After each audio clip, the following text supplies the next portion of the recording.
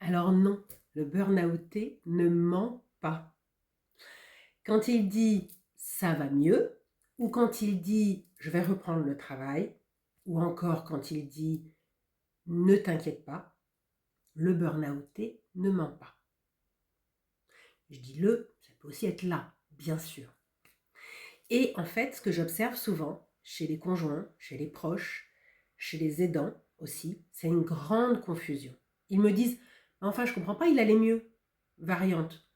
Elle allait mieux et 3 jours après, elle s'effondre. Je comprends pas. Variante. Elle nous a dit que ça allait, hein.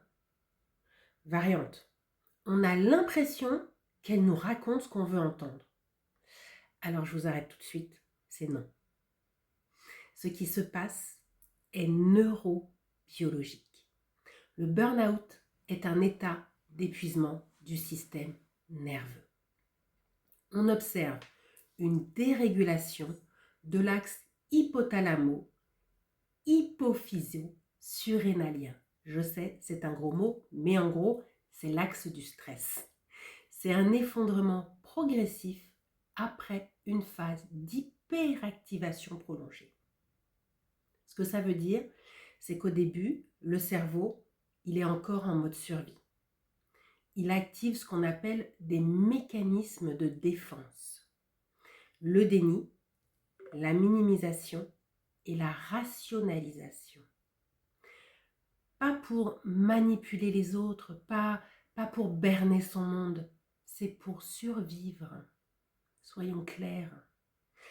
Si la personne en burn-out intégrait brutalement l'ampleur réelle de son effondrement, le risque serait une détresse massive, voire un état dépressif sévère quasi irréversible. Le ça va, d'accord, c'est souvent une stratégie inconsciente, et j'insiste sur le inconsciente, de régulation émotionnelle. En psychologie, on parle de dissonance cognitive. Ça, c'est quand la réalité, elle est insupportable. Le cerveau, en fait, lui, qu'est-ce qu'il fait? Il ajuste le récit pour rester cohérent. Et dans le burn-out, l'identité professionnelle, elle est souvent centrale, pour pas dire quasi systématique. Donc, reconnaître « je ne peux plus », c'est carrément vécu comme une menace identitaire. C'est pas supportable, en fait. Donc, la personne, elle dit « ça va mieux », et au moment où elle le dit, c'est vrai pour elle, d'accord?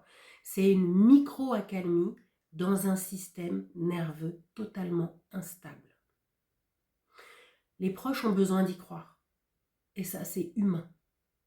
Mais les professionnels savent lire la ligne de temps au moment où c'est dit. Donc, il est clair que 3 jours après la chute, le ça va mieux n'a pas du tout la même valeur qu'après 6 mois d'arrêt, après 9 mois d'arrêt ou après 1 an d'arrêt.